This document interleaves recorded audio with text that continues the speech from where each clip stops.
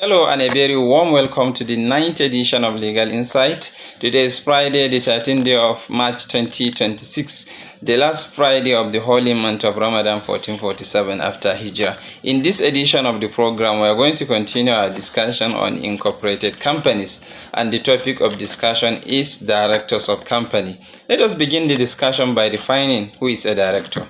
A director is a person appointed to direct, manage and steer affairs of the company. There are different types of directors. We have executive directors, non-executive directors, shadow directors, life directors, independent directors.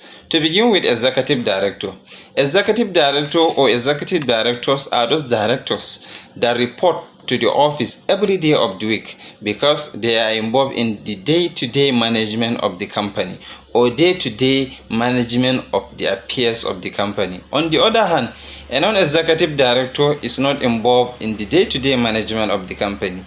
You can only see non-executive director during board or board committee meetings. That is why the easiest way to distinguish between an executive director and a non-executive director is by considering whether they report to the office every day of the week.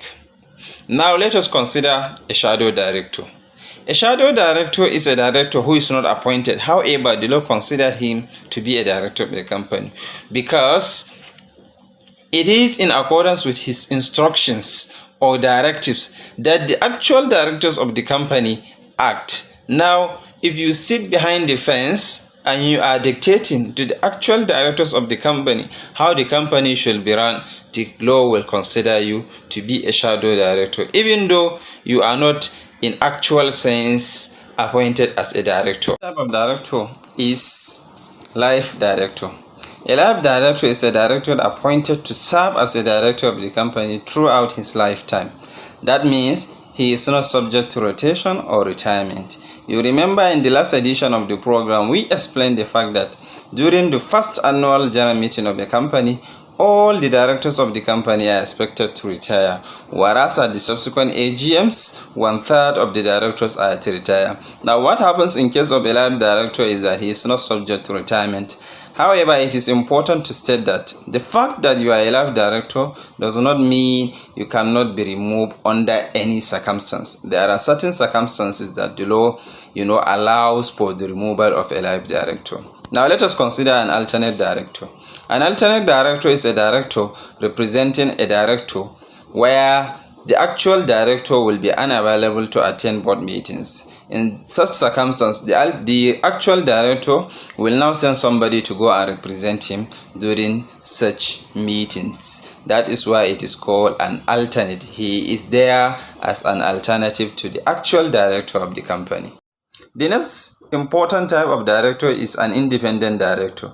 An independent director is a director that has no personal, material or financial ties to the company.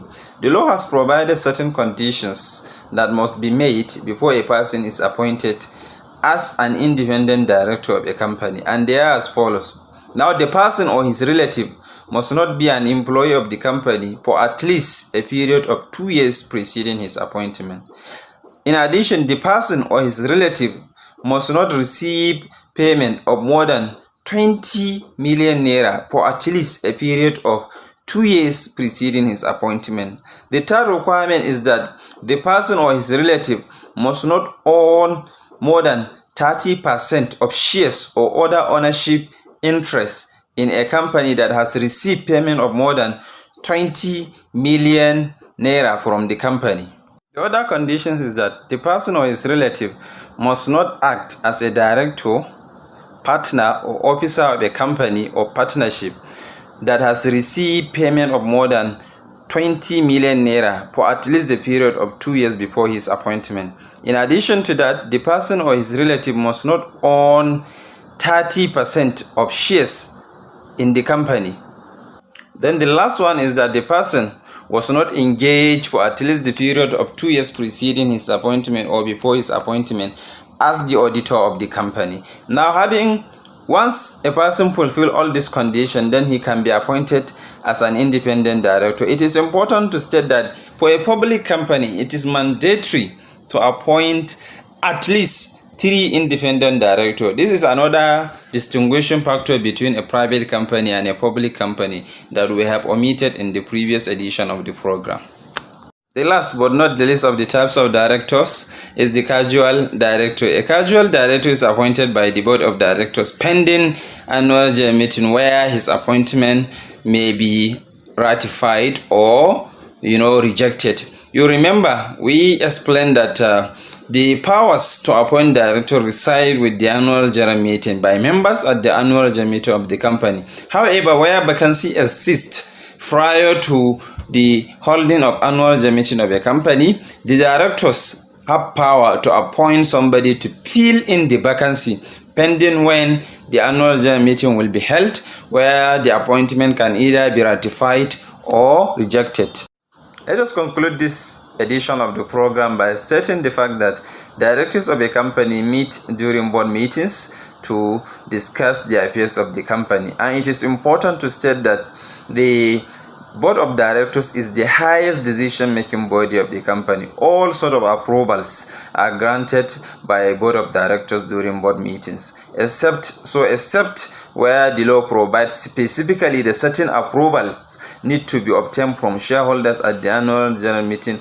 All the powers of the company rest with the board during board meetings. This brings us to the conclusion of this edition of the program. If you find this edition interesting, stay tuned for more editions. Thank you for watching.